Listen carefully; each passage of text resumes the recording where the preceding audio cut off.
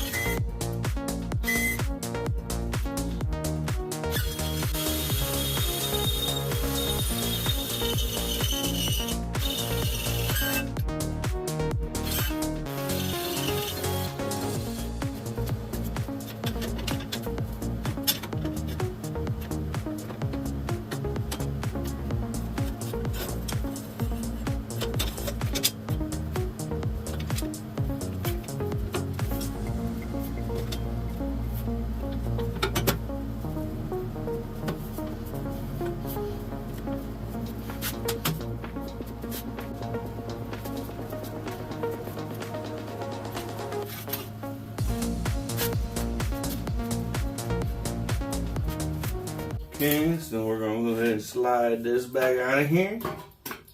Boop. With the plate on it. And we'll just set it right here. With the plate on it. The new engine plate is bolted in 100%. There was no welding. There was a little bit of grinding. Really just to cut it back here. Had to poke some holes in it with my drill. Get it all lined up. And it looks weird because the plate is square to the frame, but the sides of the frame are angled in. So the frame pinches, so it looks a little weird because, you know, the engine plate is straight with the rear tire and the front tire. I measured all that up. One of the cool parts too is the fact that with the space here, I still have a little bit of space, so I can move this entire plate side to side. And as you see, I still have room over here on my bolt so I can put my nuts on, be able to move my plate. And then what I'm going to do is cut spacers. I'm just going to cut tubing. There'll be a little piece of tube here, and a piece of tube here, and a piece of tube here. This is actually part of the original spacer, but I'm going to cut a piece of tube there. And then probably just a couple washers over here, because I think that's what it's going to look like, because the motor has going to be slid over to be able to make to where the chain drive, you can see that's the sprocket right there. So the chain drive can come off of here and go back through the original chain tunnel back to the sprocket. Ha ha ha ha ha. No welding, a little bit of cutting, super simple, bolted right in. And the trick was it needs to be level. And with these Honda frames, the back bolt hole and the front bolt hole, when that plate is in, it's level. And it works great. Yes. And all we used, it's a piece of angle steel. Actually, let me show you. There you go. It's a piece of C channel, essentially. And the C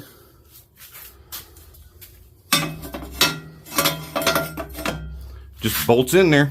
Once you have your holes poked, it bolted right in. And then once I get my chain and my sprocket, I get my chain lined up, get my sprocket lined up, and then we can figure out where to poke the holes in this new plate. And then once we poke the holes, the engine will stay mounted rigid. And we will use the chain adjusters to slack and tighten the chain. Yes.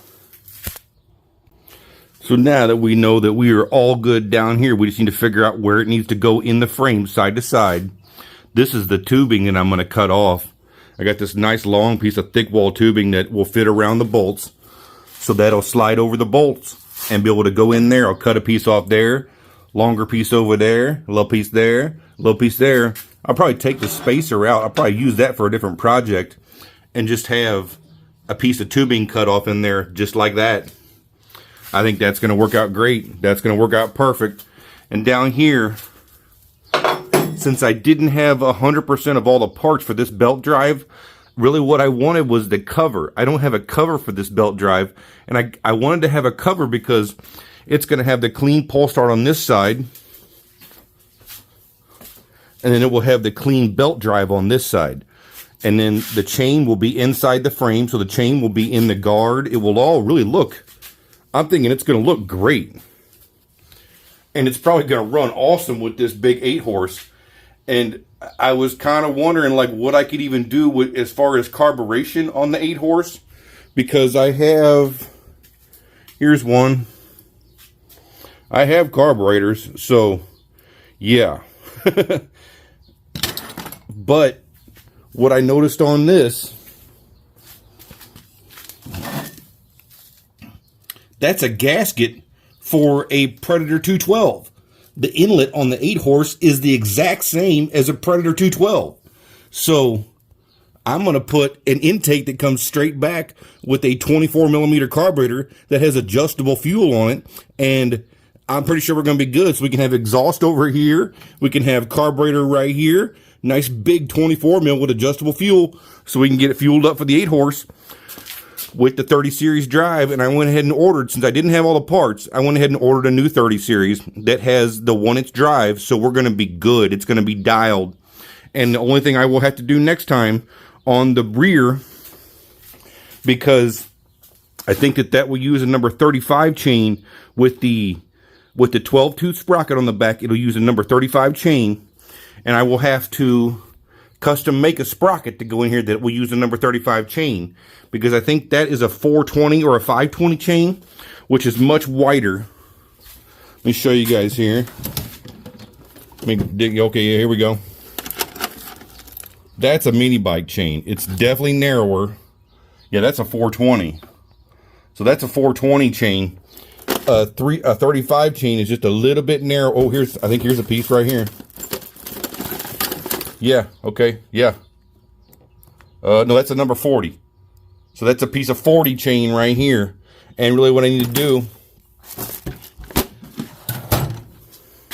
I'll show you guys how I'm going to custom cut a sprocket. I'm going to order a sprocket that doesn't have much of the center cut out. We're going to drill holes for it, recut the center, make it fit on this hub so we can run the 30 series with the number 35 chain back to a number 35 sprocket, and we're going to be good to go.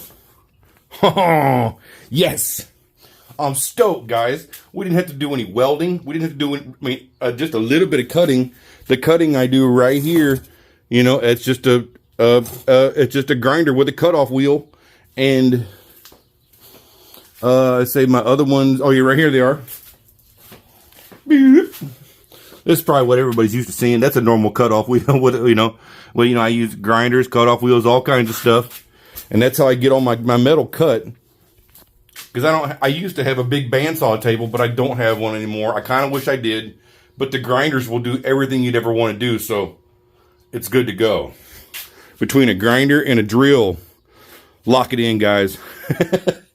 And now, once we get this totally finished, get those holes poked in there, once we get our chain set up, we're going to be riding. Because everything up here is good. I just need to make I'm going to make some type of, yeah, it's right here, actually. I haven't really looked for it yet. Oh, I don't want to drop it. Oh, there it is. Oh. Come out of there. There we go. Yeah, there's a headlight. That's a good looking. Oh, it's kind of faded. We'll have to repaint that. Yeah. Okay. Yep, that's going to work. That's going to go on there. We're going to make some custom mounts that'll come from somewhere up here because I can weld and fabricate. And we're going to make some mounts. We're going to get that on. Set that down so I don't break it. Please don't break Mr. Old Honda. Okay. Yes. So, headlight. And I think we might be getting... And then I have this too, which I think that might be from an old, I'm not even sure what that's from. Yeah, I don't know. That's kind of big. Oh, you know what? If we tuck it up in there and let it just shine down. Oh, that might be kind of cool. Yep, okay. Because I think what this one is going to get, this engine doesn't have a charging system, but I can use a DeWalt battery like I use on my jet engine over here, and I can get these adapters to where you can just plug them in. I'm going to have this probably underneath the seat too, so you can put your battery on, charge up your lights. And if we have LED lights on this thing, it won't hardly use any power, and the LED lights will last a long time. I've done it in the past. We'll be good to go. Thanks for watching, guys. Thank you so much. Get you a frame, get you a piece of steel, drill some holes in it, and mount you a motor with a 30 series. No welding. I'm even kind of surprised too. Yes. Thanks for watching, guys. Like, share, and subscribe. Way more to come. Let's ride. Boosted.